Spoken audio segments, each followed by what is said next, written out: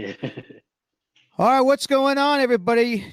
I'm Russ Attitude, and this is the You Want It, You Got It podcast. Today, I am sitting with some people call him Corduroy Clemens. I call him Justin Mason. What's up, Mason? What's going on, bro? How you been doing? Man, can't complain. Can't complain. It's been living life, and life's been living me as well. But it's been I pretty hear good, you. man. What we say? We knew each other for 20 years now, huh? Yeah, at least 20. Shoot. If no, if we Yeah, met in 24. 2000, yeah, 24. If we met in 2000, right when I graduated, so yeah, Hmm. 24 years. Jeez, Yeah. So crazy to say. over the years, I keep up with you and stuff. And something that really surprised me about you, I didn't realize that you were really into music like you were. I knew we listened to hip hop, we listen to we watch movies all the time and stuff. I never knew you to be an MC. Uh, um, have you always had a passion for that? Um, I always have. I never really. I mean, I was always kind of quiet, so I never really like vocalized it. Yeah. I was in the chorus in high school, my senior year, so that kind of like sparked the music bug a little bit. But as far as like actually like me stepping out and rapping, I didn't really like start until what 2004 ish, somewhere around there, about Okay. 20 years ago. And but at that current time, you were going by J Dot, right? Yeah, just J. Dot Mason. And what was the reasoning behind that name?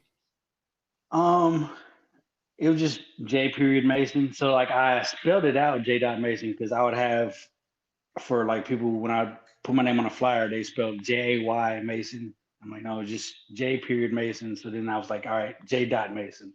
Gotcha, So gotcha. kind of how that. And I couldn't think of So a clever name. I didn't I have any mean, nicknames or nothing. that it worked for a while. Um, are you where are you originally from? I was born in Virginia, in Hampton, Virginia, on Langley Air Force Base, actually, and then Okay.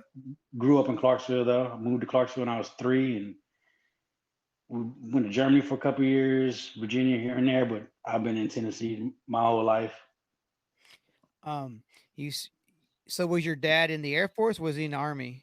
My dad was in the army. Okay, okay. Yeah, that's how we got to Clarksville. Gotcha. Yeah, I mean, I think that's how we all get here at one point in time. Yeah. Um, I can say that, and I'm sure you can say this as well.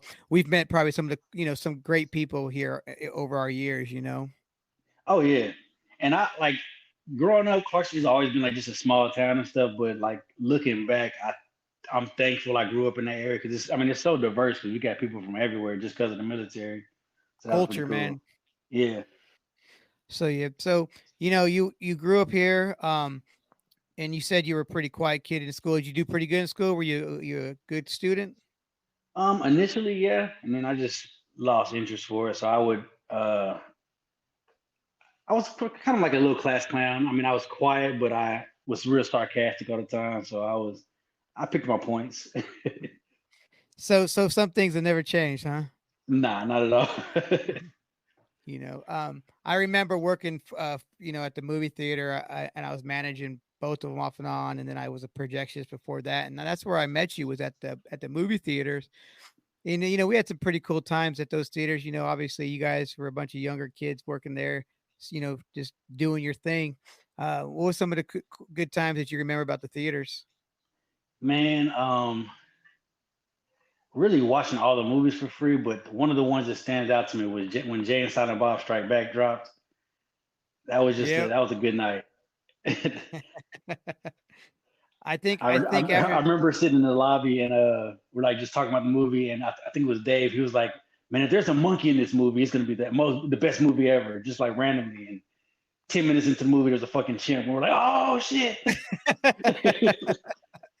Yeah, and then I'm sure we probably went back to my house and watched all the rest of the movies, huh? Yeah, yeah. Because before that came out, because didn't know about Kevin Smith or anything, so like before that came out, we like ran through it. We had almost even like a marathon. You played with Dogma, Mallrats, Clerks, and all that. So yeah, you Yeah, definitely got me into Kevin Smith. well, do you say you're still a movie buff these days? Oh yeah, a Yeah. lot, not as much as I was previously, but yeah, definitely. I think I'm the same boat you are. Obviously, working for the movie theater, you have the opportunity to watch everything and anything for free, you know, and then Exactly. also So the you're just midnight. watching a little bit like whatever. Uh-huh. And then when you would clean the theaters, you can go in right before the ending, and you always got to see the same ending fucking 100 times in a row. You know, Yeah. uh, what's one of the what was one of the what was one of the craziest things that you did at the movie theater? I actually lost my virginity in the theater. Now, okay, hold on. Now, in was the it? Go ahead. Where were that? in the Legend of Drunken Master. Nah. Okay, okay. Hey, you were a shy guy in high school. Oh yeah. Well, no. No. So I was scared at first. Like we grew up in the era of AIDS and Tupac rape and Mike Tyson, so I was scared to be honest. And then my mom worked for Planned Parenthood, so she's always just telling me about don't bring no babies home and all this shit. So honestly, I was scared to be real. Uh, Now, was there a lot of people in this theater, or was it a late showing? It was like midday, nobody came there. We're like everyone's like, "Where's Jason? I mean, where's Justin at?" And man, he's cleaned that theater, I guess. I don't know. I ain't seen it about an hour. Well, I was projectionist at the time, so I was like, I know for a fact nobody's coming in this movie. We're good. Yeah, the theater days, man. I mean, I walked in up into the projection booth, and there's people in the fucking down the hall. Like, I'm like, well, let me go back downstairs, I guess, But Yeah, I got. it was some times up there. Oh yeah, I've had times at both theaters, But we're gonna keep the. We won't talk too much into them, but that's funny Yeah, though. what? I mean, hey, so I'm sure that's probably your favorite job then, losing your virginity at Oh work. yeah, yeah. It Um, was definitely some good perks working at the theater. yeah, I I don't. I think the last movie I actually went to, and it's funny that we said Kevin Smith was about 2 years ago, maybe a year and a half ago, and it's when Clerks 3 came out. I had flown out to Denver. My buddy Mm, Rob worked out. My buddy Rob, Rob. yeah, yeah. Um, he lives out there, and we went and saw Clerks 3 uh, in Denver with Kevin Smith. Oh, Um, that's dope. yeah, so he came out, introduced the movie. He said, "I'm gonna let you all." He was high as fuck because it's Denver. Yeah, Um, so he goes out, they can introduce the movie plays, which if you haven't seen it yet, it's a good movie, yeah. I still haven't seen Clerks 3 yet. And then after the end of it, he comes out and does a 2 hour Q&A. Oh, that's dope. Yeah.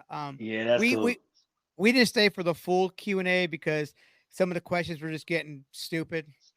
And as much as I wanted to stay because it was Kevin Smith, we got as much as we could and left out, man. But it was like a concert because they were selling Clerks 3 merchandise in the lobby, and they were selling autograph stuff in the lobby. It was just like going to concert. Um, that's cool as hell. so you if you do you remember what you did after you left the theater? So all right, so let's see. So I got fired from the eight originally, and then Who I don't. fired you? Okay, so Tim was the manager, and then he got fired, and then there was another guy that came in after Tim. Whoever Now, that guy was fired me on the spot. do Like you remember his first day of work, he fired me. do you remember what Tim drove? The red Mustang. Yep, that's it. Yeah. Convertible. Um I can't remember the guy that replaced him. I should because that's why I don't work there anymore either. I had Yeah. gotten robbed. I had gotten robbed. Um, Oh shit. yeah, it was opening weekend for Triple X. Oh. Um, and I went to the bank to drop out the deposit, and a dude came out of the bushes and cracked me in the back of the head and slipped my head open, and took all the money. So yeah, it was Damn. yeah. I know who we know who it was now, but shit happens.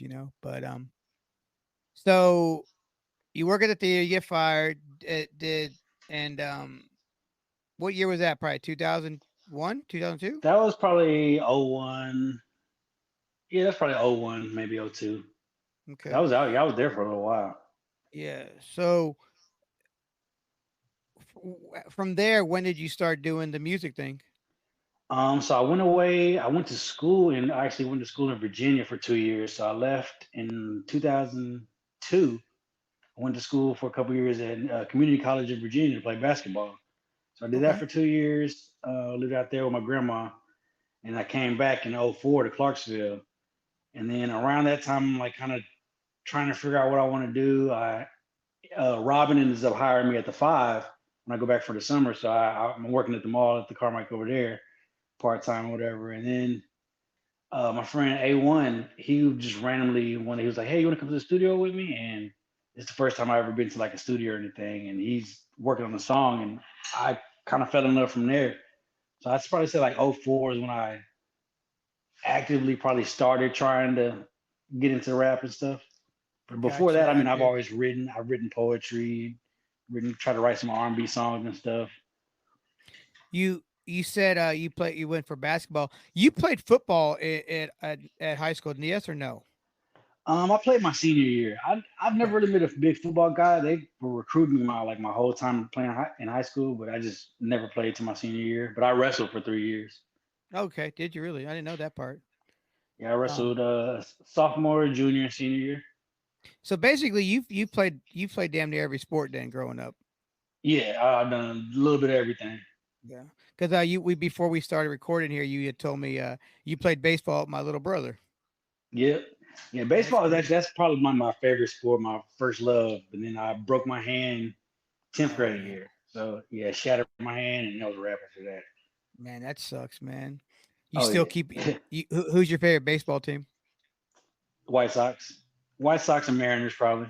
But I mean I want to get back into baseball, but it's kind of bittersweet watching it, man. Because I'm like, man, I was pretty good, and I was like, man, I Yeah. could have went further, but uh, you know, life. Yeah, I'm from the Bay Area, so I was watching baseball a lot over the about probably 10 years ago, and I haven't really been keeping up a Mhm. lot lately. But I go for I'm a Giants fan, so Yeah. and um, so The do thing you we're hit? supposed to get a team up in Nashville pretty soon. So if we get a team up here, I'll probably get back into it. Have you do you go to any Sounds games at all, The last Sounds game I went to, Michael Jordan was the opponent. So it's been a bruh? while. You were a child then, Yeah, I was a kid. because that was when he was on the White Sox, right? Yeah, he was the Birmingham Barons, so he was Yeah, the the farm farm system of league. the White Sox. Yeah, Yeah. Did he ever play as a White Sox? I think like briefly, maybe a couple games here and there, because they actually said he was getting pretty good, but then the baseball strike happened, and that's why he stopped playing baseball and went back to the NBA. Man, that's crazy. It's like not many athletes cross over to sports. You got Bo Jackson. Who else you got? It was Bo, Dion. Dion. Yeah. Um, I guess you can count Charlie That's Ward, kind of, but not really. Bo knows, man. That was the slogan. Yeah, dude, that was crazy as a kid. Like I remember he was unstoppable on Tecmo Bowl. That's funny. So you go to the studio that one day with your homeboy and you see this. So what are you thinking in your head? I was like, man, this is pretty cool. I want to try it out again. So we were initially starting to work on like a little compilation in like the neighborhood. Everybody was gonna like put a song or two together and try to put like a compilation together, but nobody wanted to go to the studio. So I ended up actually just putting something together, and I want to say that came out in like '04, '05, like a little mixtape thing, kind of just experimenting and working my way around the studio, trying to find my voice, find my style and stuff. And that was probably like the real beginning. Is like I say probably '04, '05. MySpace days? Yep, early MySpace days on my T-Mobile Sidekick. No, hold on. Wait. Roll Oh back with it. yeah, You just said sidekick. What did we used to have? yeah. We used to have the Motorola Pet two-way pagers. Yo. So get this shit, man. I don't throw away a lot of shit, but I found my Motorola two-way, right? And I'm like, I don't need this anymore. I threw it away. I went to eBay recently, 150 bucks, 200 bucks. People buy them still. Oh damn. I'm like, Yeah, fuck, because I man. was seeing like people were buying like old iPods and stuff again. Hmm. Yeah. Oh, yeah. What they do, they buy the iPods and they mod them out. So, Oh, but okay. So I remember on Twitter, you used to post some stuff, and then I think you were like, give me something, and I'll put something in a verse. So I threw something in there, and you hit me back with the verse and a little clip. I was like, okay. You put my band's name in there. You put my name in there. Um, it was pretty cool. It was good shit. Do you remember around that same time a little band called the Haymakers? They were a hip hop group called the Haymakers. yeah. So Lorenzo, he actually did my first album cover. Yeah, that's what he was doing like all the Yeah. time, man. I worked with him at Converges. Okay, yeah, yeah. He did my first album cover. He had that on lock back then. So I had a picture I drew, and it was basically like a picture, kind of like if you were like looking down above me, and it would be like the top of my head, and I'm sitting there writing. So I drew a picture of that, and he was like, I wanted him to like recreate the picture, so he basically just recreated that photo for me. That's pretty good. You still have it? I don't think so. Yeah. Yeah, it's probably somewhere in storage or something. Brian has my brother Brian has a lot of my stuff, so he's probably got it somewhere. Yeah, that's pretty cool, man. That's pretty cool.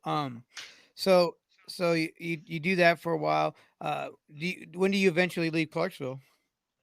So I leave Clarksville in the fall of 2009. I moved our apartment. The lease was started in October, so we moved like 2 weeks before, and we're staying with a friend up in Nashville for about a week or two. Hmm. And you obviously still doing hip hop up there. Yep. So all right. So yes, I got a weird kind of timeline with hip hop. So I was like from '04 to probably about '08. Hmm. I was like trying to figure everything out and doing mixtapes, learning how to record and stuff. And then there was a situation that happened. A friend of mine got killed, and we were like Oh, kind of doing music together, and that kind of like just left a sour taste in my mouth. There was a lot of different circumstances that happened with that, so I kind of just stepped back, and that was part of the catalyst of me moving too. Which is I just needed to get into a new space, and I felt myself clear. going into a just a not a good place, really. Got you. Got you. Did you uh I mean, were you going like I mean, did that influence a lot of your writing? Actually, I didn't even write about that until shoot years later. I think the first time I put it in a song was maybe like 2015 ish, somewhere around there. Okay. Oh, So I kind of like just held that because I mean it was a lot of unanswered questions with it, and for it was sure. just yeah, just a weird circumstance. But yeah, I Little didn't really mess with the music till probably like so I moved to Nashville 2009. Probably it's about 2011 ish when me and my girl were breaking up at the time. I got in a real bad car wreck, I and remember then that. like yeah, yeah. So around that time is when I got back into. I started writing again, and I ended up running into a guy through Aurelio. You remember Aurelio? Mhm. Yep. Yeah. So a guy he knew, he introduced me to this guy that made beats, and I linked up with him, and he gave me just a shitload of beats and stuff. And I ended up making my really like my first album with that. And that was called Um Time Machine Music, and I was still going by J. Dot Mason at the time. okay. Now when you were J Dot, did you play shows? Were you performing? Yeah, yeah, I was doing. Actually, I had a pretty good little buzz. I had this song called "Dat Walk," and it was Mhm. kind of like Yep. a dance song. I had that out, and I was like kind of it was getting some regional success. Like I was doing shows in the area, shows in Nashville. I was going like to Memphis, Alabama, moving all around and stuff. And I actually ended up getting signed to a artist development deal for this upcoming label. Okay. Really can't I can't say their name and stuff because of the situation, but uh, yeah, it was a pretty good time, man. It was like I said, I started buzzing with that and moving around a little bit, and that was pretty good. Well, let me ask you this then. So, do you remember your first show? Yes. Were you nervous? Oh hell yeah. Mm. So nervous. So there's two guys I knew, these two young guys, the Gemini twins. One of them passed away recently, RIP, homie Jay Lee. But they invited me to do a show that they were doing, so I drove up to Nashville. Um, I get to the show, and these are like two Hispanic guys. So I get to the show, and it's a bunch of Bloods and Latin Kings and stuff. It's Oh just like, shit. yeah, it's like a gang show, and I was like, oh shit, like I'm kind of neutral, so I'm good, I guess. Uh-huh. But like I remember, like I'm nervous as hell, and then like by the time I get on stage, like it kind of went away, but I just started getting so hyped. Like I did my first verse, got into the hook, and I forgot my second verse because I'm like doing ad libs. No. I'm doing ad libs for the hook and shit. So like the verse comes in and I pause for a second. And I'm like, oh shit, that was my cue. So I like had to start like freestyling and stuff. I got my way through the verse or whatever, and I'll never forget that. Yeah, I remember my first show. I was nervous as crap too. It's kind of funny because like I think me and you both started doing music around the same time. Um, because I had no interest in doing music myself. And I just met some people and started doing it too. And your first show Mm. is pretty it's nervous your first show, you know. Yeah, 'cause But you were don't you, really know what to expect. but see, I could see you as a natural on stage though. I could see you just once you get that first reaction from the crowd, you're done. You're over with. Oh That yeah, stage. I was hooked. Once I hit that stage the first time, I was like, oh yeah, this is what I'm gonna do. So I was like, I I gotta find a way to get on the stage more often. I always thought of you because knowing you when at the theater and stuff, because you're a funny dude, and I always thought I could see you being a comedian. I've heard that several times. Like my friend Kelvin, like he put that in my yearbook. He's like signing, he's like, man, stay with the comedy, blah blah. And like I've considered doing stand up, but I've got so much respect for the stand up craft that I'd actually want to like actually do it. But that's definitely something I'm gonna cross off on my bucket list one of these days. Oh yeah, Is just go to mic get one in night. front of the crowd and do a stand up set. Yeah, they got some open mic sets up here, so I'm gonna definitely do that. To Give me a me, little 5 minute set going and work that. and comedy right now is blowing up blowing up, man. And it's crazy to think like I watch Kill Tony and Hmm. to see how long that you got to do 1 minute and 1 minute that's a long fucking time, man. That's a Oh long yeah, time. And I was like, and I watch these people. I give even if they bomb, I give them credit because that's woof, man. I yeah. couldn't Just do to it. get on that stage and like I think like stand up comedy has to be one of the hardest things to do because it's like it's just you. There's no beat. There's no nothing. It's like and you got to make these motherfuckers right here laugh. Hmm. And then I'm sure you as a person, if you don't hear them laughing, you're nervous as fuck because you're like, oh god, Oh oh yeah, I'm like, yeah. all right. Mhm. So you did that. And then when did you come up with the persona of Corduroy Clemens? All right, so that came about. Let's see. So 2011, I dropped my quarter. I dropped the time machine. So it's probably about 2013 ish. Hmm. So I was like ending the situation with my previous label that I was with, and that ended amicably. But I kind of like wanted to have a total split from that. So honestly, the Corduroy Clemens thing came about. It was me, my guy Petty, G Slab, and a couple other guys up here. We were like just really it started from watching American Pimp, and we were coming up with like fake Okay. pimp names. So it originally was Corduroy Clemens, the Coochie Recruiter, because I like alliteration, so that was the thing. Yeah, yeah. And I was gonna name my next project. I was like the Chronicles of Corduroy Clemens. So it was gonna be the Chronicles of Corduroy Clemens by J. Mason, and it ended up like taking on a persona of its own. So like I made a Corduroy Clemens Twitter page, and that was gonna be just for the album. It was gonna like just actually just tweet the album and be like that on persona. And I got my Twitter page taken, my J. Mason page. I got that suspended. So I was like, well, if I want to tweet, I got to use this Corduroy Clemens page, and it took off from there. That was like the thing. But the actual name Corduroy Clemens, took corduroy from like the kids book with the bear, and because Corduroy Yeah. is smooth. And then the Clemens, that part came from Mark Twain. He's like my favorite author. So his name is Samuel Clemens. So I took that from there and just put them Uh, together.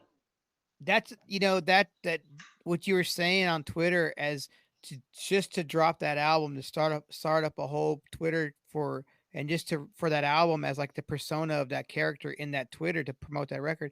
That's pretty smart back then. Yeah, I mean, I was on Twitter kind of early. Like, I think it was 2006 when I first kind of like was starting to get into the music and stuff. I met this woman up in Oak Grove. Her name was Seymour Higgins, and she was like involved in the music industry somewhat. She knew like some guys from Wu Tang, and she was like kind of like somewhat mentoring me a little bit. And she was like, "There's this new thing out. You need to go ahead and sign up." And she signed me up a Twitter page, and I didn't use it. Like she signed me up in '06. I didn't use it till like 2009, and then I just because I was like, I don't know what the fuck Twitter is, but she went ahead and Yeah. set my name aside, and like I said, I was kind of in it early, and dude, the early days of Twitter was like the Wild West. Like it was just no holds barred on that thing, man. So The good old days.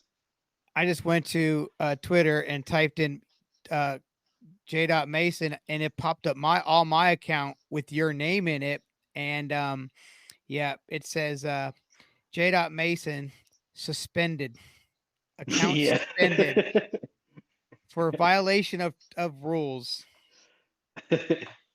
Yeah, so when things started getting a little PC, I obviously didn't change with the times.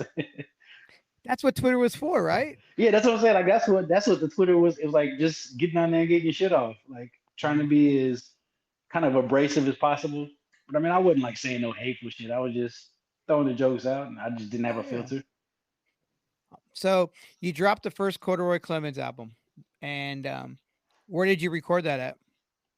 I recorded it up in here in Nashville at Gold Cassette Studios. Okay. So my guy Nathan Zinson, he was running the studio at the time, and I went up there for my guy. A couple other guys had a studio session there, and I was like, "Oh, this is dope." And then Starlito was recording there at the time, so I was like, "I know they got good quality." So I was like, I knew this was going to be like my rebrand, and I don't know, I just felt something real good about this album and the momentum that was going with it. So I was like, I want to get a real good sound quality for it. So I ended up going there for it. So for this Corduroy Clemens, in your head, were you like, "This is what I'm going to push 100%. Like this is what I'm going. This album is what I'm going to push and just work hard." And was that what you did for that project? Yeah. So I mean, I was still learning the business as well. So as far as like getting like promotional tools and things like that, I was real a novice with that. But as far as like just organic ground roots, marketing and stuff, like it did pretty good. Like so I dropped it on April 1st, 2014. Okay. The night before, I had so I went to South by Southwest that year. That was the second year I went and Wow. doing like Okay. promotion and stuff for it. And I played on the way back. I played the guys I rode with. I was like, hey, I finished my album up, and I'm gonna be dropping it in a few weeks. I want let me know what y'all think of it. And I played it, and they were like, man, this is good as fuck. So like getting that feedback and from people I respected and stuff, that was real good. So I booked a venue. You remember? Do you know about the Cafe Coco? Oh yeah, rest that place was a great place. I used to go to all the shows, and then after that, I go Cafe Coco, man. Yeah, so Cafe Coco, I booked a little back room for a Hmm. listening party. So the night before was it like the 29th. I just booked it. I think it was like $150.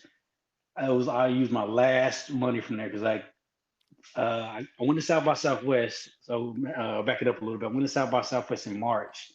Come back from South by Southwest. I get fired from my job at Maggiano's. So there's like a 2 week period where I wasn't working and stuff, but I had already booked the venue and stuff for this. And I'm like, fuck, I need to come up with this money so Uh-huh. I can pay the guy at the venue. So I scrambled up the money for that. And I really didn't know how it was going to turn out or anything, but we ended up selling the thing out. Like a lot of people showed up. I got a picture from it with just the whole back room was full, and it was like, oh That's what's wow, up. like people were fucking with me. So that was real cool. That's all word of mouth. Yeah, all word of mouth, just on Twitter and stuff. That's awesome, man. It makes you feel good too, doesn't it? Oh yeah, like I said, I expected maybe like a handful of people, 10 people, something like that, and to walk out and see 75, 100 people in that room, like it was crazy. Now, did at that time were you it was a listening party, but did you have CDs too and stuff with you at that point or no? I didn't have the CDs printed up. They came in probably like a couple days after that, but I had the covers already printed out, so I got that and I just passed those out kind of like flyers, and they had all the information on it. Hell And this yeah, is in man. the time like transitioning to digital too. So I did an exclusive release with it was called Orange Mixtapes. It was like a new mixtape site. I did Okay. like a 2 week exclusive with them. And the guy that ran that, his name's Logan Garrett. He's actually Starlito's DJ now. It's pretty cool. Did you put stuff on Dat Piff and all that stuff? Yep, I did Dat Piff. I tried to do live mixtapes, but that was kind of tough at the time. So yeah, Dat Piff, of course, SoundCloud. Oh What yeah, else? yeah, yeah. That's when I SoundCloud got, was just really I had it starting, on right? Bandcamp. Yes, yeah, that's when SoundCloud was popping. So yes, Yeah. it basically just on SoundCloud, I had samples on there, so I didn't put it on. I mean, I should have put it on streaming platforms at the time, but I thought I was like I was a little bit just thinking in my head too much a lot at that time. I was like, I don't want to do this, and I don't want to get sued. And I was like, realistically, looking back, I probably should just do it up online to start. But you live and you learn. Yeah, because I mean, honestly, what are they gonna do? Just tell you to take it down, you know? Yeah, I Uh, was like, that would have been just good advertisement if anything. oh yeah. Dat Piff is no longer around, right? I don't think so. Yeah, I think they actually fully disbanded. That's where I used to get all my Yellow Wolf mixtapes from. Is off there. Oh yeah, I used to get everything from there. Oh man, I would sit there, I do it. Oh, you don't have enough credits. Like, dang, all right, I gotta wait till tomorrow, I guess. Yeah, Um, I used to get my beat CDs and all that from there. so after that night, what did you what happened after that night? What was your So next step? after that, let's see. So going along, I'm doing a couple shows, starting to book shows here and there, and then later that year, so up here in Nashville, it was real kind of clicky. So at the time, and like not being from Nashville, I wasn't really in those cliques, and then being a little older, I was like kind of a little outside. So I ended up just booking my own show with a couple guys I knew. It was myself, G Slab, Mario Dion, and who else? Young Quail. So Okay, I booked a show at the end, wow, and yeah, I rented the end out and booked a show for us because I was like, man, everybody's dope. And I felt like we just needed a platform, and that was like probably September 2014, and just a random Wednesday Thursday night, and we sold the thing out. Like wow. what it ended up being actually like one of the biggest independent shows in Nashville at the time. Um, and that kind of like took off organically as well too. So we ended up calling it the Bay Fest because some girls that I knew, they were like, "Oh, it's all our bays up there, or whatever. It's supposed to be the Bay Fest." So we were like, "All right, we're gonna take that and run with it." So like it was actually like a huge thing at the time. Like people still ask me this day, like, "Are we gonna do another Bay Fest?" I'm like, "Dude, that was fucking 10 years ago." But How much did it cost to rent that place out? I think Bruce charged me for that one maybe like 400 or 500 bucks, something like that. Not bad, not bad at all. Um, so you do that. Did you play Clarksville at all? Oh Hello? yeah, so in Okay. Clarksville, I actually helped organize the first hip hop show at the Coup. Can you hear me? Yeah, I can hear you. Are All you right, there, yeah. buddy? So yeah, I did a show at Clarksville at the Coup. Hmm. Yeah, can you hear me? Yeah, I can. Yeah, yeah. All right, yeah. So yeah, I did. I helped organize the first hip hop show at the Coup, and that's when they were off of what's it, Greenland or whatever that street was. It's Crossland. like at the OG Coup, like when they had it in the basement. Yeah, Crossland. Yeah. Yeah. So that was it was me, Smokey B, and I'll say it was a couple other guys. But yeah, I did I did the first hip hop show at the Coup. Wow. Smokey B's in Nashville, right? I think he's up here now, but I know Yeah. he's in, I guess, back and forth between there and Clarksville. Gotcha, gotcha. So how'd that show go in Clarksville? That was pretty good. That was actually I did that. Yeah, that was probably like sometime in 2008 ish, Wow. and then we did a couple other shows after that as well too. That was a great venue for Clarksville at that time. Oh yeah, yeah, that was a dope video. Um, Matt, I had nothing but respect for that group of kids. I say kids, but they're grown folks. Dude, yeah, they're all doing stuff like Taco's fucking DJing, Zach's doing like lighting and stuff on tours and shit. Well, It's pretty cool. Taco is on tour in Europe with Judas Priest. Yeah, Taco's all around. He almost did my wedding actually. Really? Yeah. Yeah. Um, I know. I think Zach is on tour with or he was on tour with Bad Bunny. I think so, yeah, because Yeah. he does like stage lighting and stuff and Mhm. all that and pyrotechnics and shit. That's crazy. So, all right. So you guys do that the Bay Fest, um, and that did really well.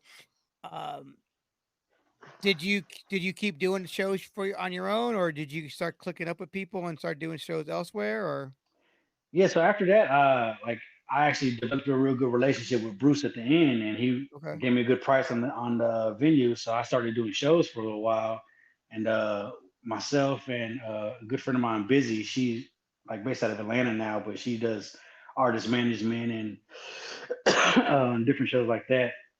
But we started partnering and doing shows, so she would have different relationships with artists in Atlanta, and we bring some people up, and we actually brought JID for his first out of town show. It was in okay, Nashville.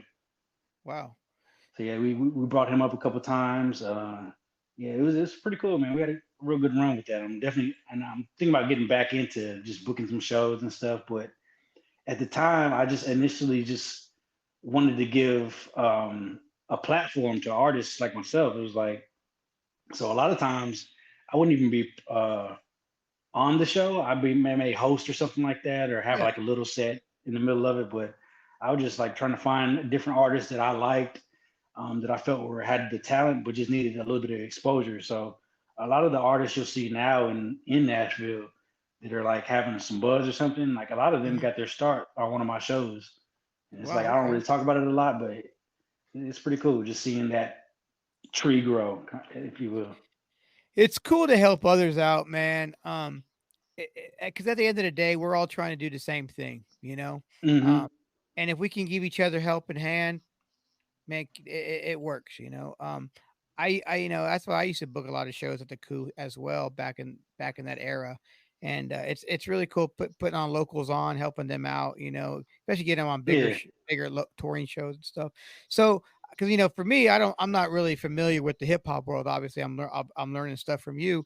Um, did you guys like if I got say a semi big hip hop artist comes in town, do you does somebody ask you to play that or do you have to pay to play it or what? How's that work? With that, it's a little bit more open nowadays, but it's still like who you know, and you see a lot of the same people opening up for the same artists, or like if artists come in, a lot of times you'll see the same people open up for them, and it's a lot of Uh-huh. politics involved with that. And then they do Yeah. have some opportunities where it's like you could pay to play, but realistically, like certain shows it may be good for you, but for the most part, it's not really good to pay for play because that first crowd is not there. They're not there to see you. Like you may No. gain a fan or two, but you do better off taking that advancement or that investment and putting it into your music or something like that. Because these dudes out here trying to bust your head, like they're charging. I think I got charged. Well, I got offered to open up for it was like Trey Songs and Miguel or something like that, and dude was Mhm. like, it's gonna be like 750 or something like that.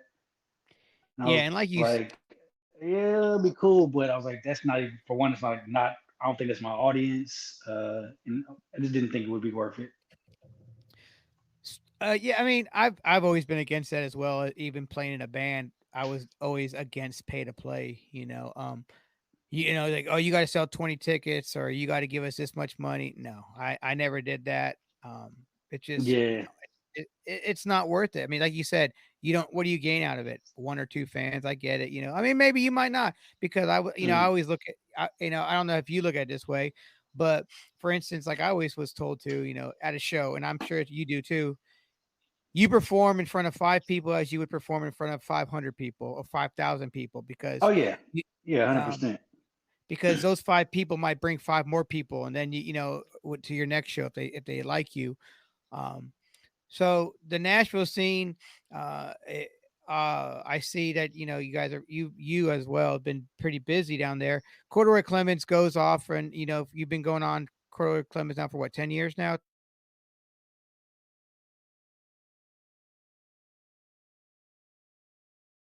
years now.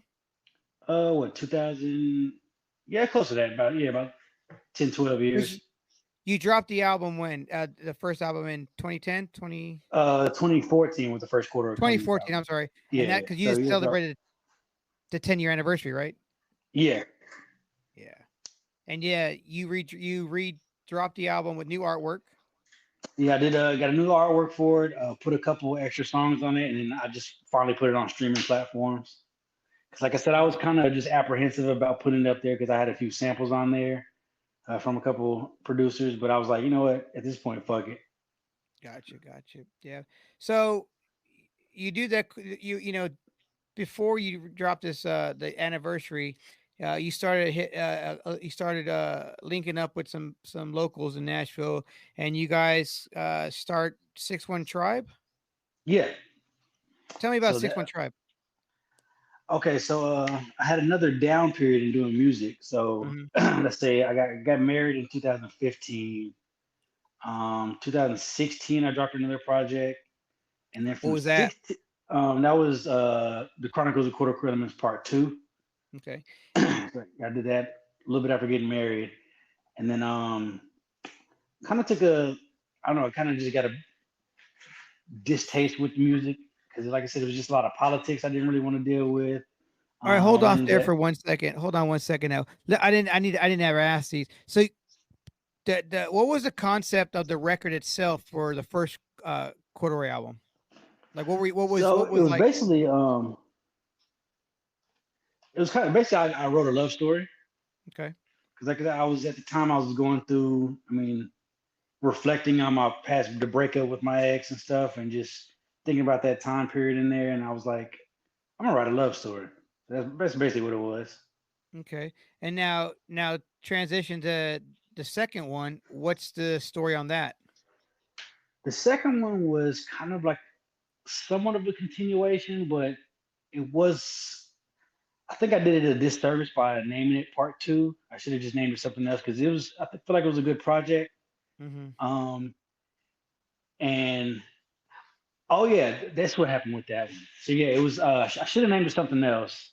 But yeah, like I said, it was a good project and everything. It didn't really have a theme. It was more of like I was chasing a sound. I wanted to Gotcha. make like a.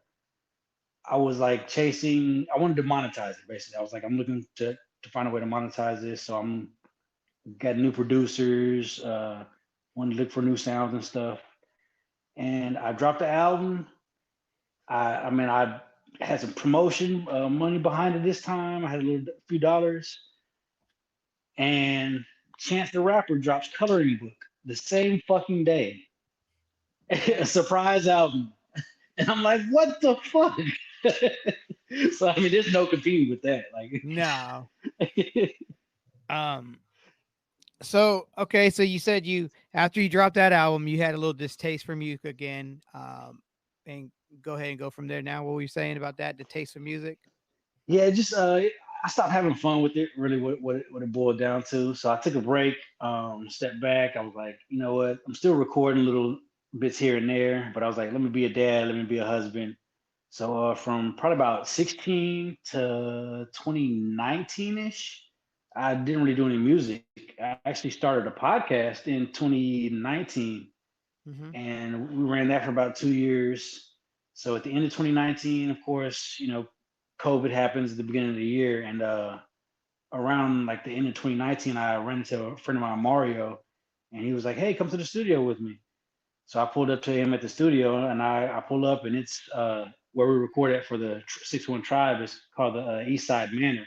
So I Okay. pull up, and I'm like, "What in the fuck is this place? Like, it's just a little mansion ducked off in the middle of East Nashville." Like Wow. I passed the area several times and never knew this was there. So I get there and I'm like, man, this is a dope place. And I meet Aaron, the resident engineer there, and we kind of develop a little relationship and stuff. And we're like talking and everything and hanging out, smoking, just chilling.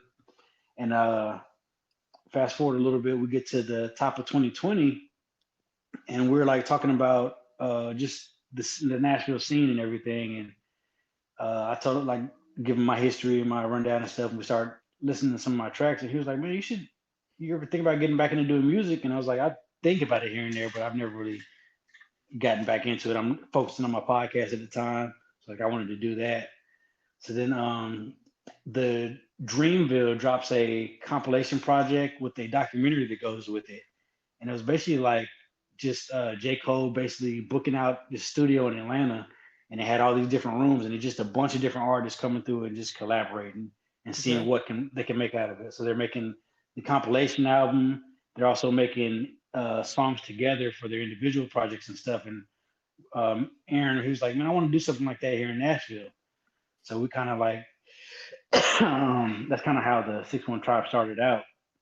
And then so at the beginning of 2020, the tornado happens up in Nashville and Yeah. Clarksville and Yeah. everything. Yeah. So the tornado happens, and then we get the idea. We're like, hey, let's do a compilation project as like a relief thing for the tornado and try to maybe raise some money and see if we can do something like that. So we start doing that, and then 2 weeks later, fucking COVID happens. So like everything shuts down. And then so throughout 2020, I'm still doing my podcast and stuff, and the studio's closed because like nobody really knows what's going on. So eventually, Aaron calls us up and he's like, "Hey, you guys want to get back in the studio and see if we can work something out?" He's like, "They're a little bit more lenient here with the guidelines and stuff, so we can get everybody together if y'all are okay with it." So we started getting back together little by little, and basically the first calls for the 6-1 Tribe was like kind of like an open call, like, hey, if you know somebody that knows somebody, you can come in and we'll just see what works. And then it kind of like just snowballed from there. So like fast forward a little bit further, I think we did our first official studio session for the 6-1 Tribe in 2021 on Halloween. So Okay. like yeah, so the prior year before that, we did a little compilation. It was like 5 or 6 songs, and we put that out um, just to have a feeler and have something out there for the work we did. So then, like I said, fast forward to the 2021 Halloween, we get together. We got kind of like a core group together, and we're just getting in the studio, working everything out, and we come out with some really good songs that first weekend. And we're like, hey, we got something here. So it kind of just developed from there, and it's been like just a snowball effect. But I mean, it's one big family thing, man. It's real dope. Did you know any of those artists before you linked up with them? A handful of them. So one of the main guys that's running it is, of course, Aaron. He's the engineer, and then my friend G Slab. They're kind of like the heads of the thing right now. So I brought. So Aaron was like, "Hey, who can we get in to kind of get some people in and get more of a diverse crowd?" So I was like, let me call Slab real quick because he's from Nashville, born and raised. He's real plugged into just the whole community and everything. And I was like, if anybody can get this done, it'll be Slab. So I gave him a call. He pulled up to the studio and he was like, yeah, yeah, that's dope. So him and Aaron ended up developing a relationship and we just moved through that. And that's kind of everybody kind of reached out and brought somebody else in. So it was a handful of guys I knew prior. A lot of guys I met that first studio session, and like I said, we're like family now, man. It's been 2021, going on 3-4 years now. And it's been pretty cool, man. How many people are part of 6-1 Tribe? That's always a funny question. So collectively, Is it's probably it's it's like the probably Wu-Tang about Clan? yeah, literally like, and that's what like the national scene they actually kind of called us the Wu Tang of the South because it's like Yeah. we got as far as artists go, I say probably about 12 to 15 rappers, singers. We got producers, we got videographers. Pretty much everything is in house. So pretty much anything we need right now, Gotcha. outside of like marketing and stuff, is all in house. So we kind of just wanted to build a hub, and it's kind of just building on what I was doing previously. Like I just always wanted to have a foundation for the Nashville hip hop scene, and just like this is kind of like the fruition of all the work I was doing previously. Everybody have their own unique style. And we look at it kind of like almost like the Avengers. It's like everybody has their own thing. We got our own side missions. Everybody got their own individual, like their own movie. But when we get together for the Avengers movie, we concentrate it. We do that for the purpose of that. So like if it's something for the 6-1 tribe, we're all like bought in on that. But then like if it's individual stuff, we kind of work individually on that. But yeah, it's pretty cool. Like with all the moving parts to see it move so seamlessly. Like, cause I mean, I've been a part of groups before. I've been a part of like trying to get things off the wall, but it's either egos or this person thinks they're bigger than this person and stuff like that. But man, it's real dope how everything just came together, and like I said, just real organic. And like I said, it's I mean, we hang out outside of doing studio stuff. Like we're legit friends and stuff, so it's pretty cool.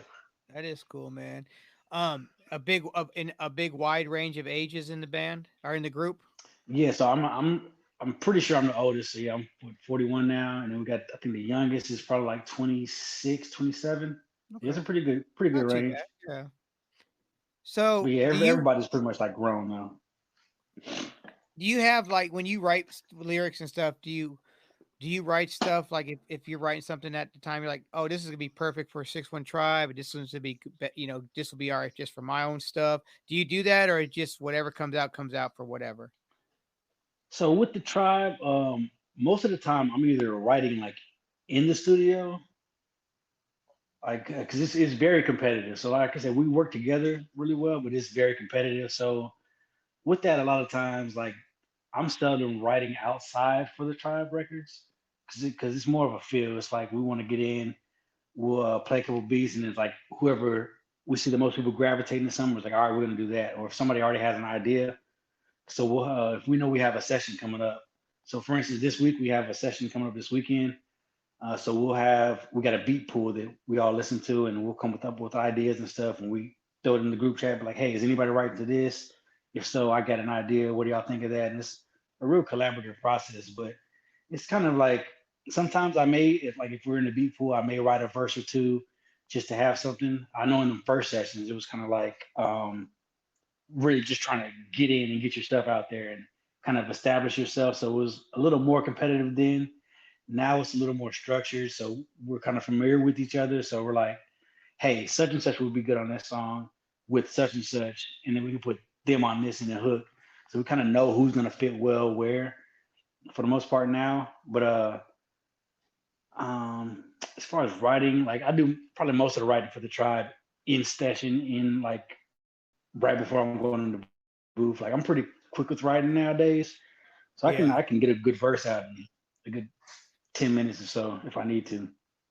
And I mean, you guys push each other and vibe off each other. And if somebody writes somebody writes a dope ass line, you're like, oh shit, I got to come up with something better now. Let me change that real quick, Oh right? yeah, and Yeah. like I said, it's very competitive. So like, say for instance, like somebody will be in the booth and they're going in, and you're like, oh shit, I got to finish my verse. I'm not gonna make this song.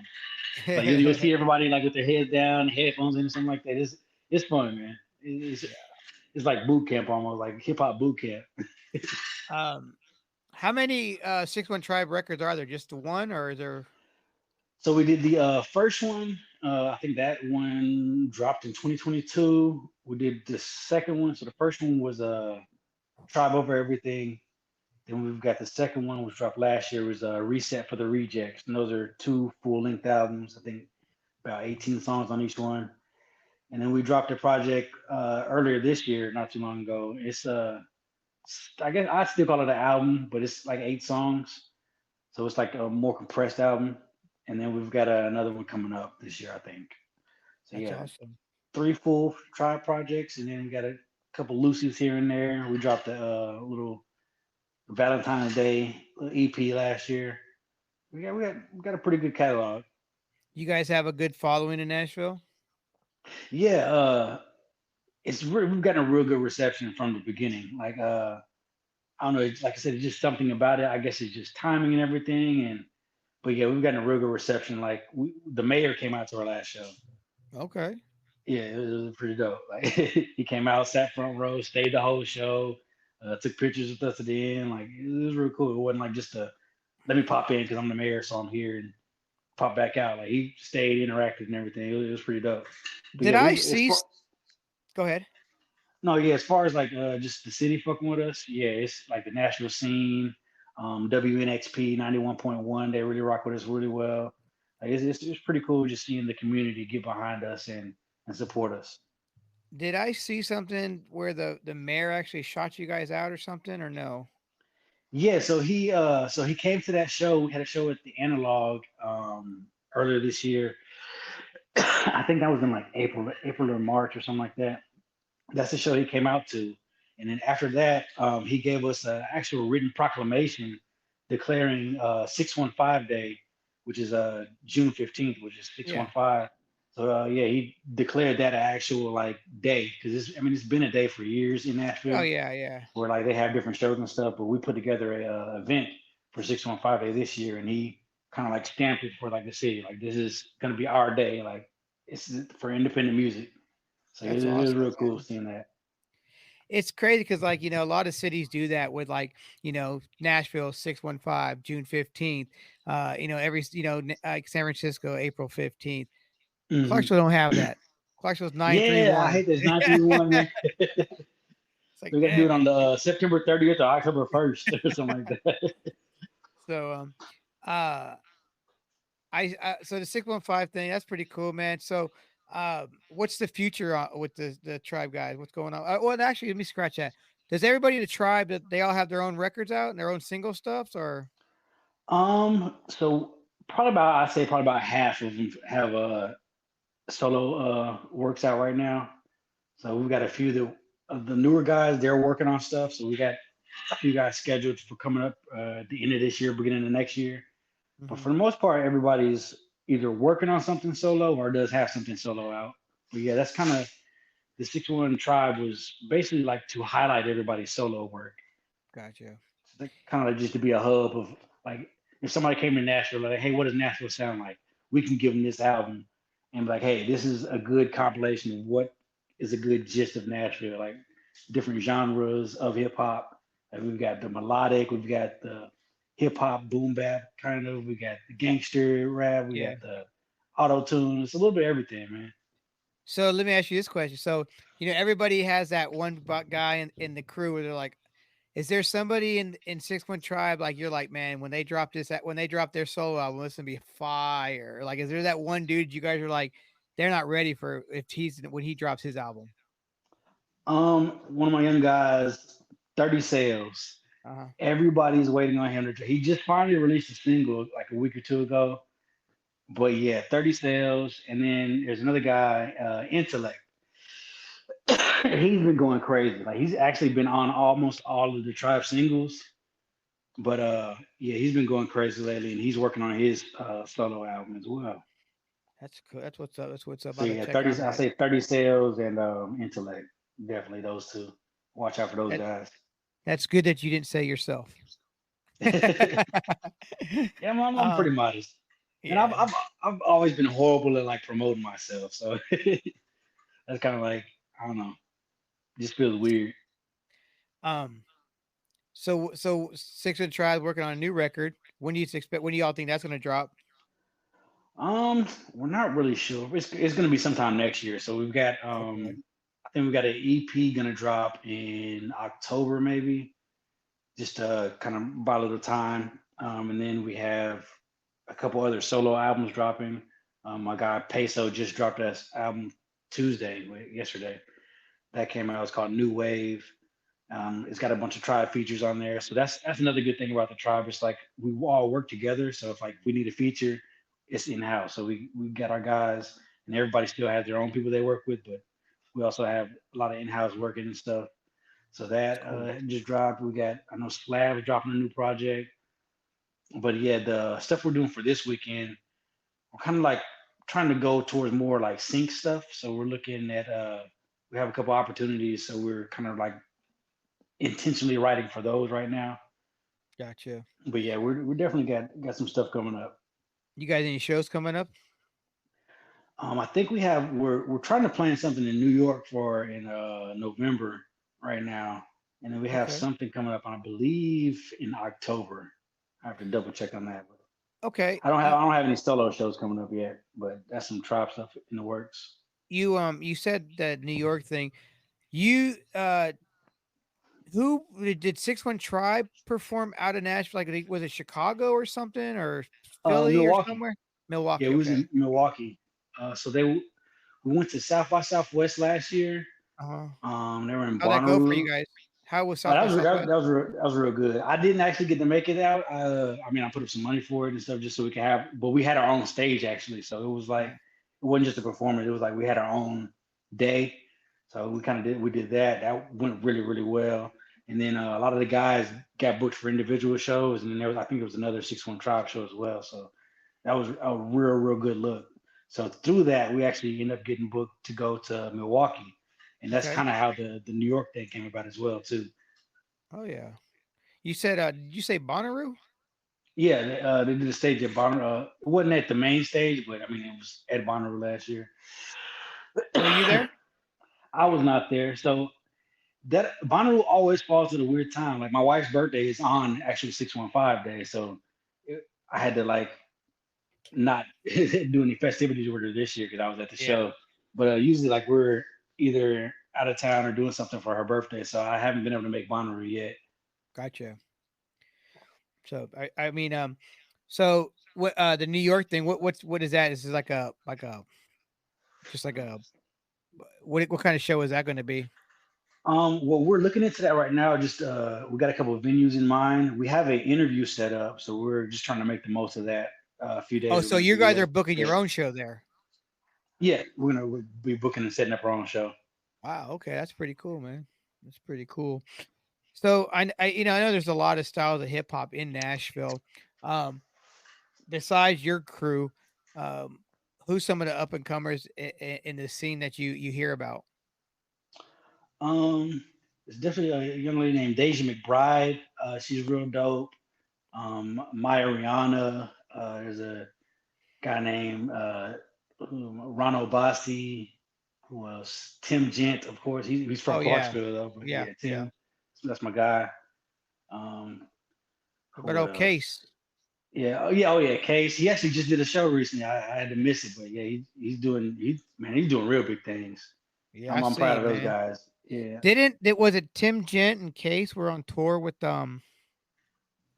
Fucking Coldplay. Coldplay? Yeah. Yeah, Tim opened. I'm not Tim. Case opened up for Coldplay because him and the producer AB, they got Uh-huh. like a collective they work with. But yeah, there's this artist from out. I think he's from San Francisco Uh-huh. that they linked up with, or it's from California somewhere. But they linked up with him, and he ended up opening up for Coldplay on tour, and Case was working with him. So Case ended up going on tour with Coldplay. The Yeah, it's fuck? fucking dope. It's like, That's a whole yeah, I'd seen that. I'm like, "Wait, is that real? Like, am I seeing?" yeah. Um, my band was playing one time at the Coup, and it was all locked up. We're like, "What the fuck?" And we're beating on the door trying to get in downstairs to load our gear in, and he opens up, and they're shooting a video in there. And I'm like, "Oh shit!" He's like, "Oh, we're almost done, man." But he's always he's a cool cat. Oh, hmm he has such a dope flow, man. Oh Such a dope. yeah, yeah. Um, Yeah, those two guys, they got my undying support. I mean, especially being like from Clarksville and Nashville, like mhm, mhm. I've always showed those guys look. Anytime I had an opportunity, I put Tim on a show. And now, man, he don't need my look no more. Like he's doing his thing real major. He got an album coming up soon. Change is good. But yeah, I'm proud of them dudes, man. I remember when I first heard of Case, and his album was called Clarksville High, and I was Yeah, like, Clarksville High. "That's that's a great fucking name," you It's know so what I mean? simple, but Yeah, it's like it's because perfect. it's Clarksville High, but it's Clarksville High, you know. But Yeah. that was a great record, you know. That was a really cool record. I I think I have that album and another album he did on a hard drive somewhere. But I really always liked him, man. And I'm sure. I mean, you guys have done shows together, yeah. Yeah, yeah, Yeah. definitely been on a couple bills together. He was And in also, yeah, I Clarksville. can't forget my guy Petty too. Like that's one of my favorite artists, favorite people up in Nashville. That's my guy. I've seen that name before. Maybe you probably put something up or something. Um, I'd seen Got his merch on right now. oh, so see, I see you. I've seen you wear that before. I didn't know that's what that was. Okay, you got the Predators logo, you got the Titans logo, you got the Vols, you got damn near everything from Tennessee on there. Yeah, that's what And he did. Pretty much took like all of yeah, Tennessee logos and just put it out. So is that even the Oilers logo on there too? yeah, you got the Oilers, the Cats, the Nashville Yeah, Sounds, of course, Vandy, Tennessee, yeah, and that's pretty cool though, man. That's pretty cool Preds. to think about that. You know, like Oh yeah, dude's Loki a genius, man. yeah. When you gonna drop some Corduroy Clemens shirts? I've actually got some merchandise and stuff. It's the brand I got is Integrity Over Income. Yeah. So also during the pandemic and stuff, I started getting into. I've always wanted to have a line of some sort, but I had this design I really liked, so I kind of like use that as my flagship design. So I'm getting back into that now as well. You did stuff. You had shirts back in the day though, right? Like a few, when you first started doing hip hop, did you have some shirts out too back then or no? Hmm. Yeah. Yeah. I was gonna say, you should keep that bear because that bear's a great. That's just a cool logo, man. Oh yeah, that's definitely gonna be I mean, until I get a cease and desist. just make some changes to it. Yeah, I mean, I'll put some shades on it, so I think Yeah, there you go. that's good enough. You know, put on it on his shirt, put the bat building. You know what I'm saying? So, um, your style's a little different. I like your style; it's pretty chill. Who are some of your MCs that influence you?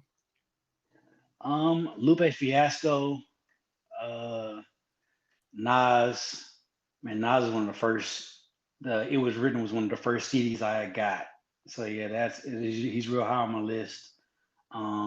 Most Def is one of my favorite artists. Who else? Wyclef is Mhm. probably one of my favorite artists. Just his Really? diversity. Yeah, his first album is one of my favorite albums of all time. The Carnival is so dope. Um, I you know I got introduced to a lot of different things. I was a hip hop head before I was a fucking metalhead. You know what I'm saying? Growing up in the '80s, I was into Run DMC and I was into LL, and Mhm. I still think LL is one of the illest. Oh yeah. You know, you know, and I was listening to that. I was listening to Kumo D. I was listening to all that shit back then. Um, but now, not now, but back at the movie theater days, Jarvis introduced me to the Roots, Oh yeah, the and Roots is so dope. that Dude, root Black that Thought. Yeah, beast. Black Thought is a fucking. I'm glad he's starting to get his recognition now, like after all these years. But he's a fucking beast, dude.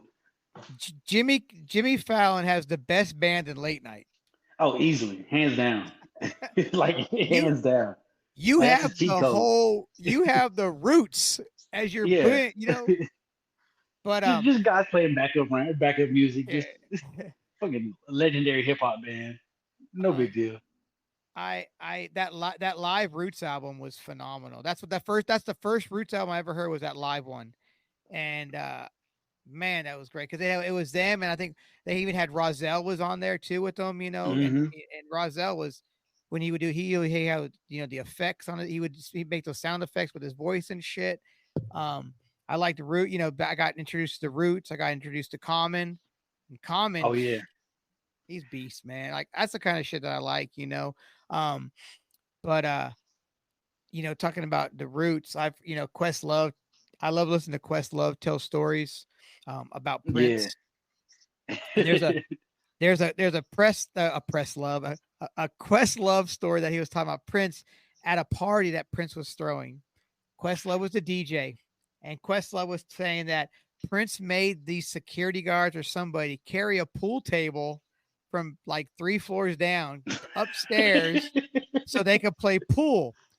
Well, also, and I don't know if this is the same party, it could be two different parties, and then one of Prince's dude walks up to Questlove and was like, "Hey, um, Prince wants to watch I can't remember. It was some I don't remember the cartoon. It was a cartoon movie or something. I can't remember the movie, and he puts it on or something. And a couple minutes later, the dude walks back up. He's like, "No, Prince wants to watch." So Questlove had to stop DJ and turn the sound on so Prince can watch the fucking movie. And I was like, "Golly." Um, Kind of like Kevin Smith telling the Prince story. You ever hear the Kevin Smith Yeah. Prince story where he's like he's filming Prince for a documentary, and he runs out of film and he just keeps filming and he's not even he has no film, but he can't tell Prince I didn't bring enough film, so he's filming this whole thing, but they never used the footage. But That's funny. um who else are some of your favorite MCs besides those guys? That's about it. Of course, Jay-Z. Who else? Off the top of my head, that's probably like my Outkast, Goody Mob. Oh yeah. I remember you being, and I mean during that era everybody was, but you were really into R&B, yeah, back in the day, Oh yeah. yeah, yeah. I've Yeah, I always mean, been huge R&B head. yeah. I So yeah, like I Music Soul Child, probably my favorite R&B artist.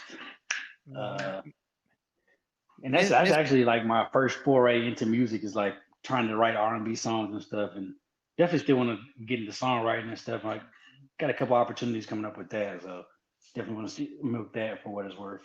um Miss Bonita and turned Oh me on to yeah, she that turned me that on this on to her. yeah, that's how I get on the music as well. Yeah, she rest in peace to her. She was a great person, man. Really very, really very knowledgeable about music, man. Hmm. Like you say something, she was like, "Oh, if you like this," and I'm like, "Man, what the hell?" Like she knew, like she used to, say, she used to hang out with Nappy Roots and shit when they were coming up and stuff back in the day, because Nappy Roots was straight up from Bowling Green, Hmm. and but she would tell stories about cooking dinner for Nappy Roots and stuff. She was a cool chick, man. Rest in peace to her for sure. Oh yeah, Um, definitely. uh, are you into any other kind of music? Um, I'm starting to get more into. I mean, I'm somewhat into rock. Like Blink was always one of my favorite Oh bands. yeah. Who else? There's some newer artists I've been getting into. So like, there's this dude named Medium Build. I've been getting into Okay. him recently. Because I actually started getting to listen back to the radio, like with 91.1 Uh, supporting us and stuff. Like I listen to them because they play a lot of indie music, and then okay. they play a lot of B sides and stuff as well too. So I've been starting to get back in that and actually like fall in love with being a fan again. Hell yeah, man. But, It's cool to find new music. hmm just getting that feeling of like, oh, this is cool. Like, what's that song? Like, yeah, and I found several artists like just listening to radio with them and hearing some new stuff. So yeah, it's pretty cool.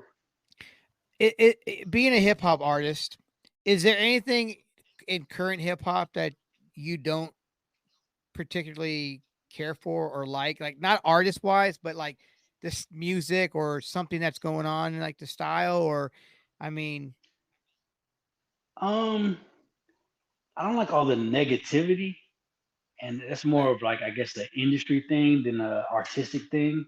Because I mean, Mhm. if you take the time, you can find. I mean, there's a huge variety of music out now, real good quality. Whatever you want to find, you can find it, but you actually got to take the time to find it nowadays.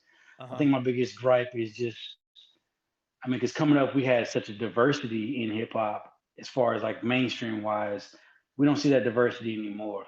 So I think No, that's no. probably like my biggest gripe. And then just letting hip hop age, man. I mean, we've had the conversation off, like online and stuff about like seeing hip hop grow into its age. I mean, like I said, I'm 40, 41 right now, and just growing with hip hop and growing as an artist. Like it's cool seeing this young genre grow into an adult. Like hip hop just turned 50, but like we look at Yeah. rock. Rock is what 100 years old almost now. Like Yeah.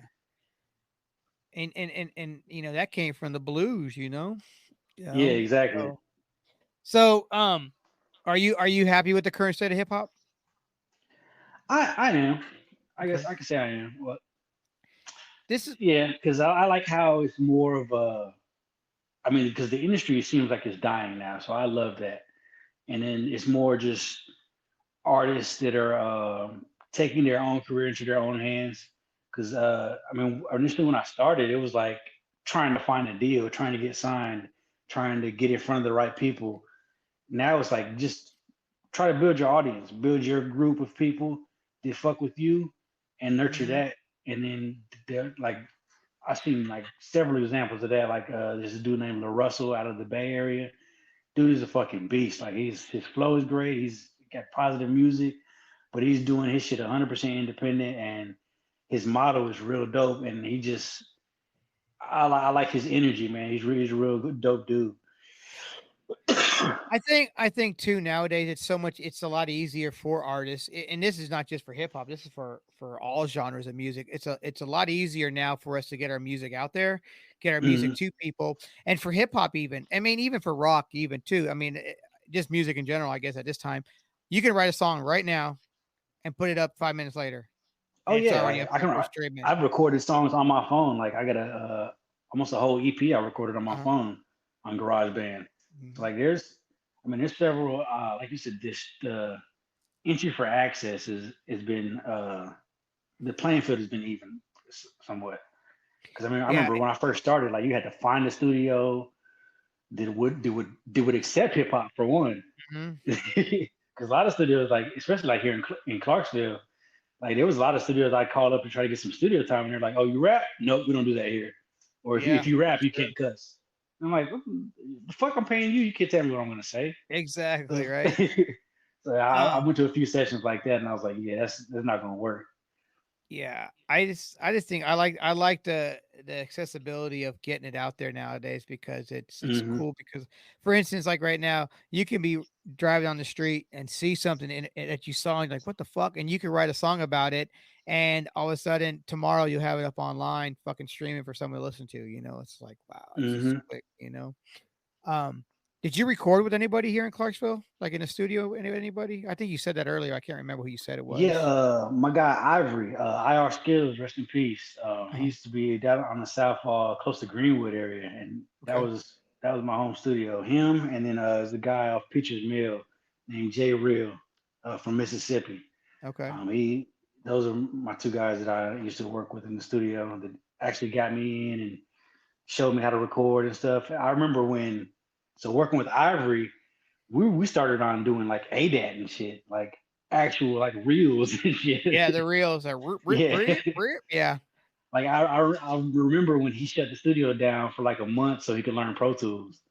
Wow. He's like, "Yeah, I'm about to go digital. I gotta shut it down for a little bit. So if you wanna come in, go ahead and get your stuff in, and we'll get this last stuff out. But I'm gonna be shut down for a little bit. I'm never forget that, man. But yeah, shout Yeah, out to Ivory, man. That was my guy. there's a lot of different and Clarksville too, there's a lot of different styles of hip hop in this town. There's a lot of artists still in town that are, old heads that have been doing it for a minute that are still going hard. Um, I know some of the guys. I mean, I listen to some of the guys, King Cheese, uh, Hmm. Oh yeah, man. uh, He's always been one of the dopest in Clarksville. dude, his voice, his deepness of his voice, man, and his flow, his Yeah. tone.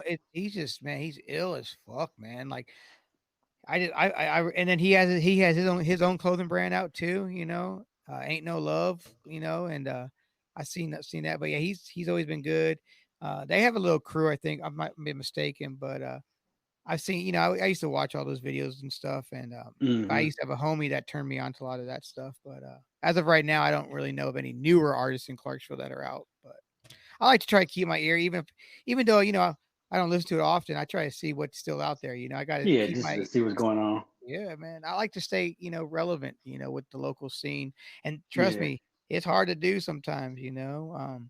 People always say like, "What you know about this person?" I'm like, I pay attention to what's going on in the street. Like, not the streets, but I pay Yeah. attention. These hip hop streets, the music Yeah, streets. music streets. Um, what's one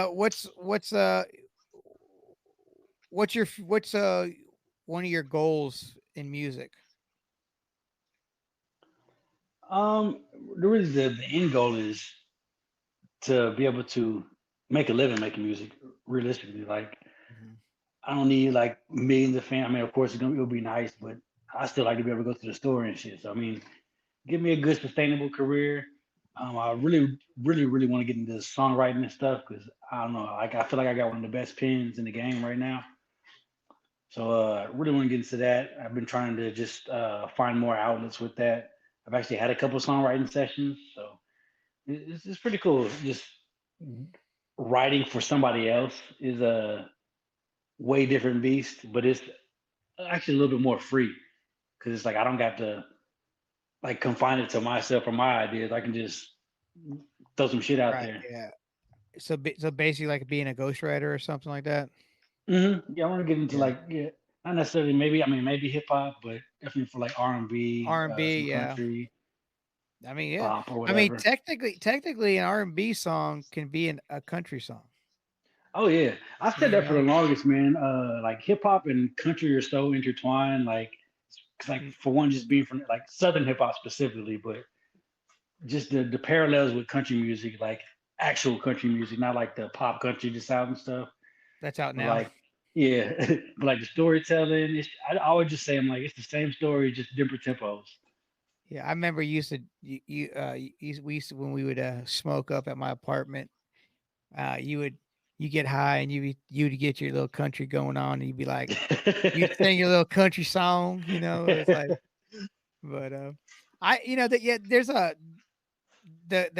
some country out there now, kinda rap influenced country, it's hmm going on, but I mean, it's cool though, it's cool to see the mashing up of the 2 genres. I mean, respect on that, because it brings people together. I mean, for instance, I mean, look at like, some of these other like rap country guy, Big Smo back in the day, and then like of Yeah, course you got Jelly Roll. I mean, what was he before he done what he doing now? He's from Antioch. He started hip hop, oh yeah, and played warehouse, and fucking Jelly Roll had bars too. Like Jelly Roll was he nice. and he could still spit. He could Yeah, still spit, man. dude, Like you we were just talking about him because like we saw him doing the God Bless America at I want to say Monday Night Raw or something like that. But Oh dude, yeah, his yeah. trajectory is so fucking dope, man. Like this shit couldn't happen to a better person. Like I've only met him a couple times here and there, Mhm. but great dude. Never heard a bad thing about him. Like real good dude, man. Like And that's he is so fucking humble. yeah, humble. Like his DJ Chill. That's like one of the guys and stuff. Like he brought people in from the city. Like it's just real dope what he's doing, man. This shit couldn't happen to a better person, I especially mean, like to be an ambassador for Nashville. oh, I mean, that he wears Nashville on his back everywhere he A goes, hundred percent. and you know what he did to the detention center across the street from the Nissan Stadium. I mean, that's where he was Yeah, at, exactly. and he just gave them a music program in there now, which is a great. Yeah, they're just building a studio in there for him and stuff. Like he's dope, man. It's cool because like my mom was like, she's like, Jelly Roll, I'm like, because now she's listened to him on the Yeah, country radio and stuff. And don't get me wrong, dude, I had nothing but respect for the man. He said this in an interview one time. January, I was playing these dirty, dingy clubs. Now in December, I just sold out Bridgestone in my home fucking town. Like yeah. he sold out Bridgestone. Like what the And fuck, it's crazy. dude? Like I remember when he put out was it Save Me? Uh-huh. Ah, Yeah, I remember he put that out yeah. and he was like, "Hey guys, I'm trying something different. Let me know what y'all think about it."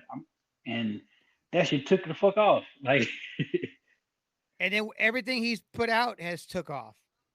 You know, yeah, and everybody he's performed with has taken he's performed with country. He's performed with metal bands here recently. He's done hip hop with hip hop. He's doing it all with everybody. Still, just yeah, mad hmm respect for that guy. And his wife's hot.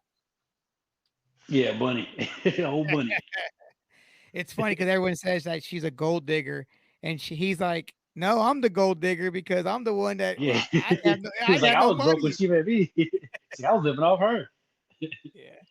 Yeah, I listen, obviously, him and then you got like, for instance, you got Struggle Jennings, who's like the grandson of Waylon Jennings, and Yeah.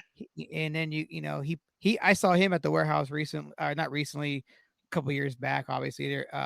I guess a studio that he used to record at in Dixon was like I guess got flooded, so they did a Oh wow. benefit show at the warehouse and he performed up there, Oh, and that's dope.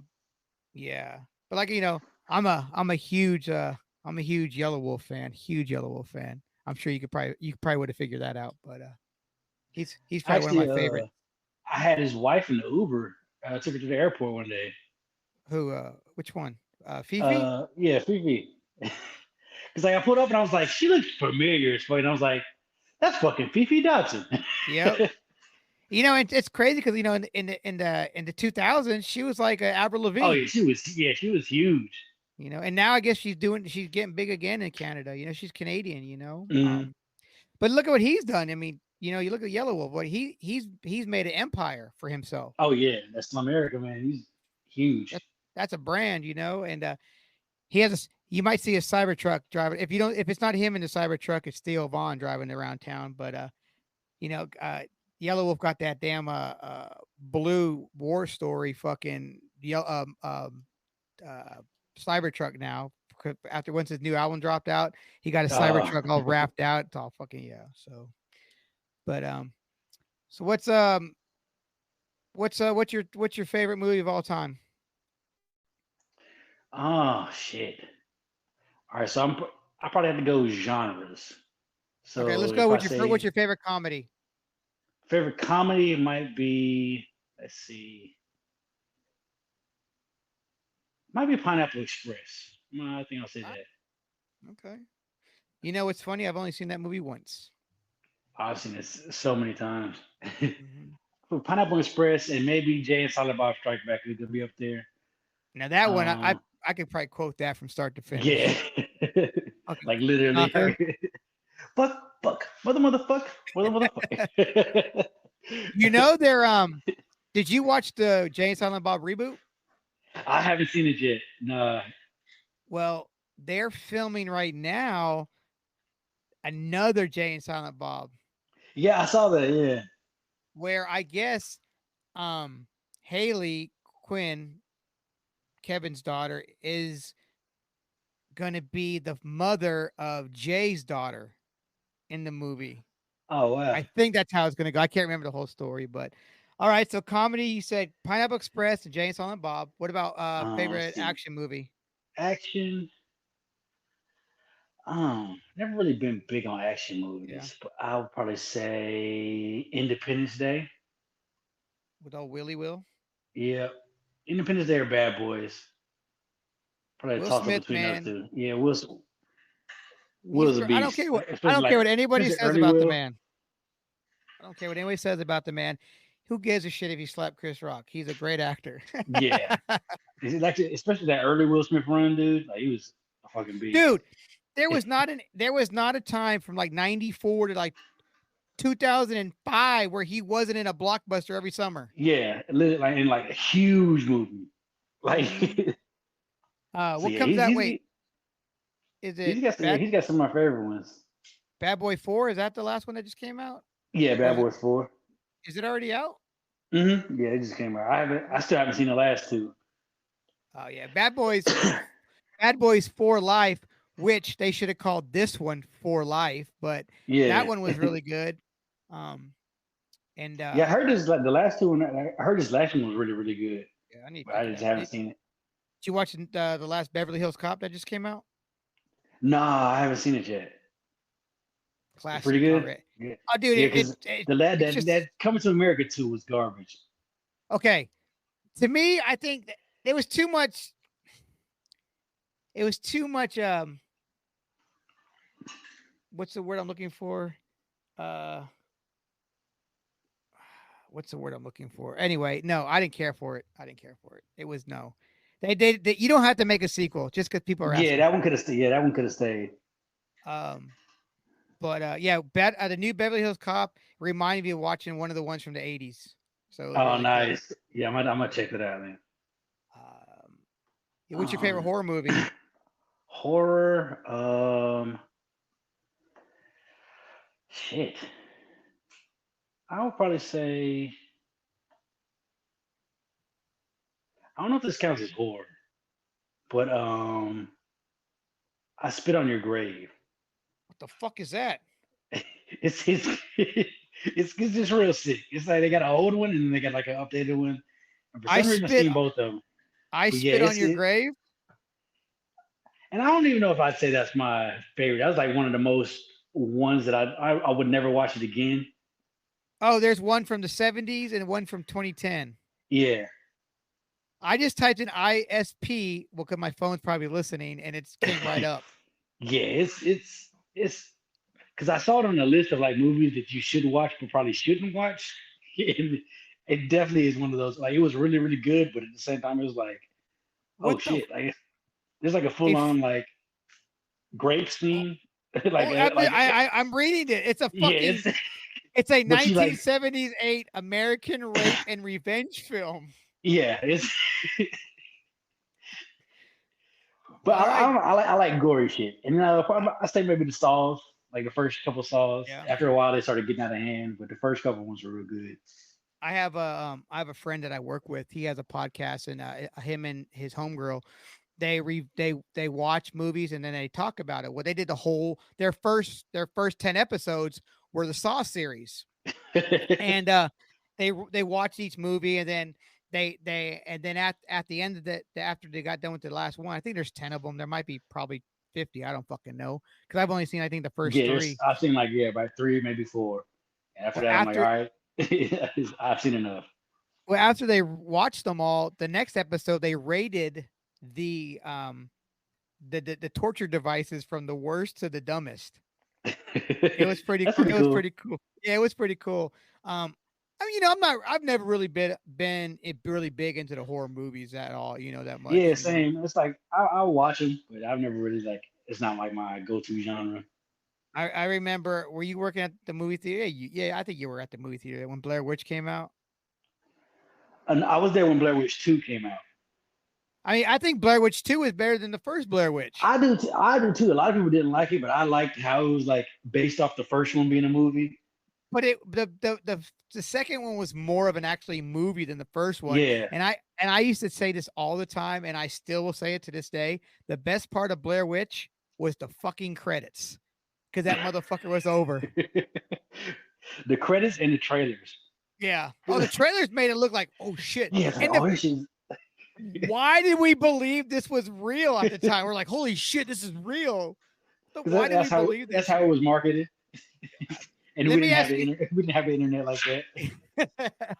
No, we had the fucking dial up.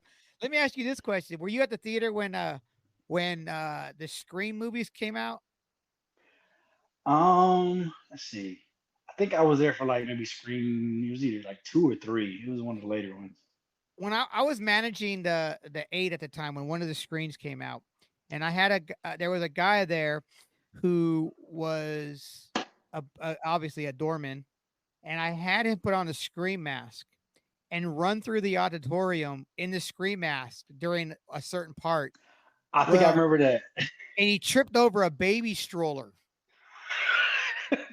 And he comes running back out. He goes, I just tripped over a baby stroller. I was like, get the fuck upstairs. And luckily, I'm glad to this day that there was nobody in the baby stroller. But man, I was nervous. Oh yeah, man. We had some times with that movie theater, man. Oh, yeah. What's one of your guilty pleasures? Reading comments online. That's just probably like my guilty pleasure. I mean, your comments or comments on other posts? Just random comments on posts. They're good, especially if it's a post where you're like, oh, this is gonna be good, and you go, and especially when people here, I'm just here for the comments. I'm like, yeah, exactly. Oh, especially like right now, the best comments right now are that Australian breakdancer.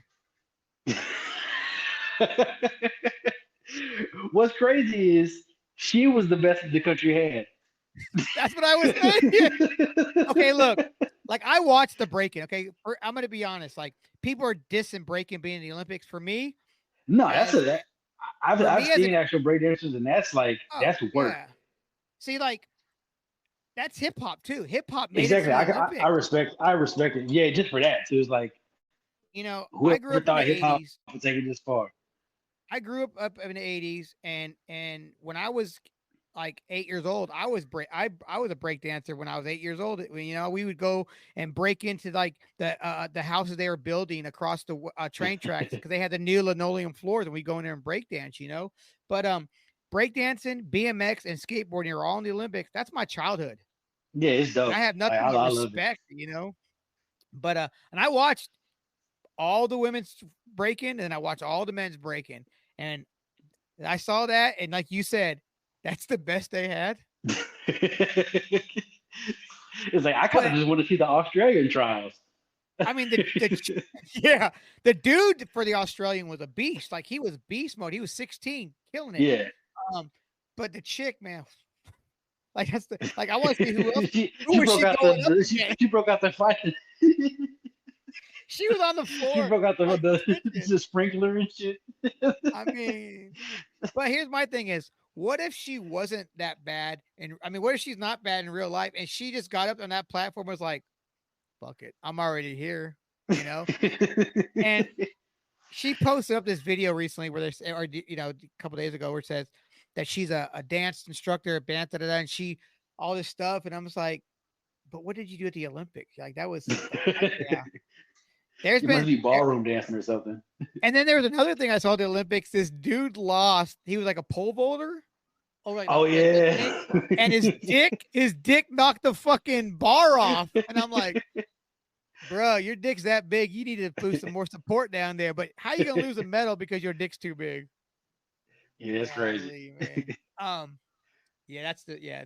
It's crazy to see how we as a just a world in general, we all find the same thing to fucking make fun of. You know, like the or like the Hawk Tua girl for that was from Tennessee. You know, look at her now. She's a huge star. Everyone's mad at her because she's with it. Like they're like, oh, she's doing this. I'm like, well, you all fucking made her this way because you all That's my thing. I'm enjoyed it. like, she didn't make herself famous. You made her famous, you know. And hey, and you know what she's doing? Giving back to the community with all her money she makes. She's giving it back to the people. She don't want. Oh, She's that's just dope. having fun. Let her live her little 5 minutes Yeah, of like she's fame, like dude. what, 22, 21 years old. It's like, man, let the She's girl from a live. she's from a town of like 700, you know. But hey, it happens. Oh, you know. I mean, I can't. I'm not. I mean, I can't get mad, you know.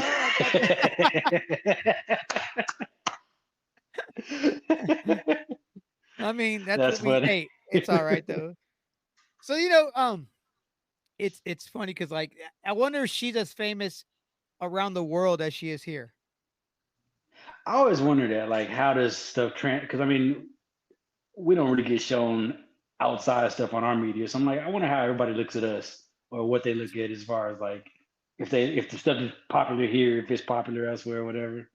I think we make memes, and America makes memes, while other countries makes like you got those countries that with the guys building the fucking underground homes with the mud. Have you seen that Yeah, shit? Where yeah, they're like building swimming pools underground and all this shit. I'm like, what the fuck? And then we're making memes with people and memes and shit TikToks and shit. and TikToks. Yeah, yeah, yeah. So, well, Justin, man, you got anything you want to tell these people out there in this real world? Man, I appreciate the platform, bro. Shit, really, we got a good history, man. Oh, for Next sure, one, for sure. I'm pulling up live for the next one. So Oh yeah, yeah, yeah, yeah, for sure, for yeah, sure. By then I'll have some I'm you know, this is still new to me, you know, and I'm like I said, everyone's like, why don't you do this and why don't you do that? I'm like, I'm not in it for the money. I'm just in it for fun. I'm doing it just to do something and have fun with yeah, conversate with people, you know. And you know, and my goal at the beginning of this wasn't to do like music and stuff.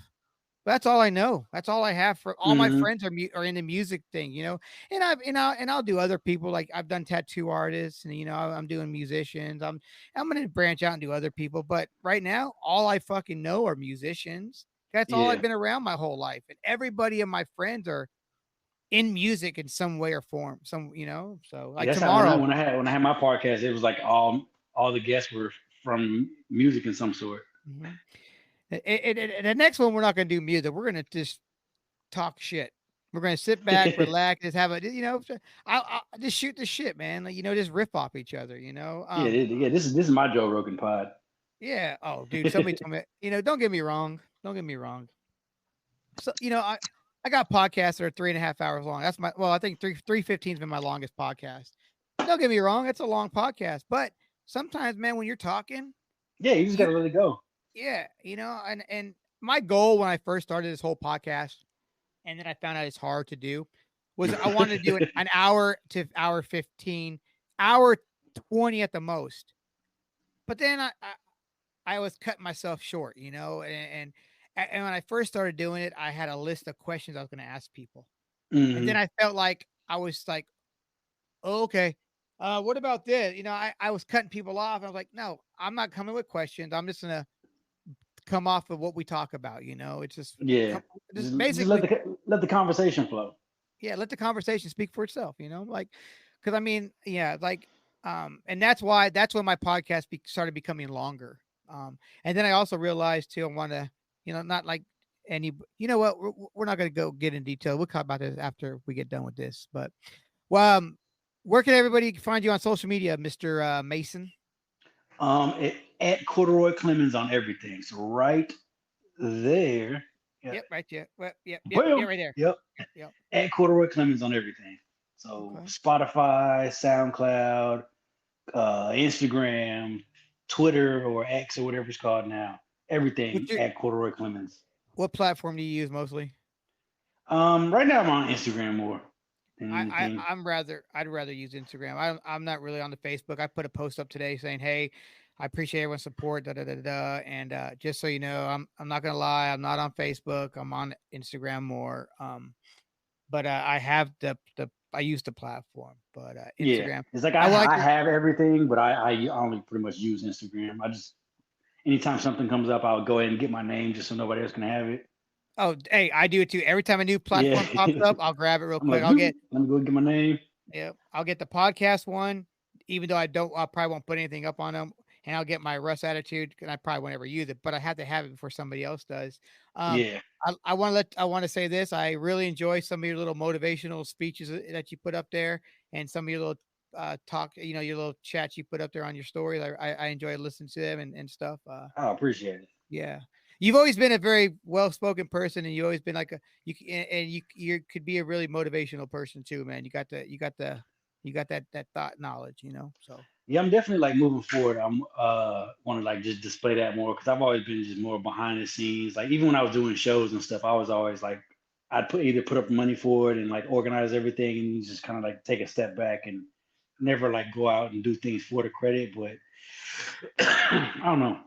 I just feel like I need to just tell my story more, or just talk more, really. yeah. Maybe that's what like I said, and you could do that all through your lyrics, man. Oh yeah, 100%. So all right, Mr. Clemens. It was nice talking with you.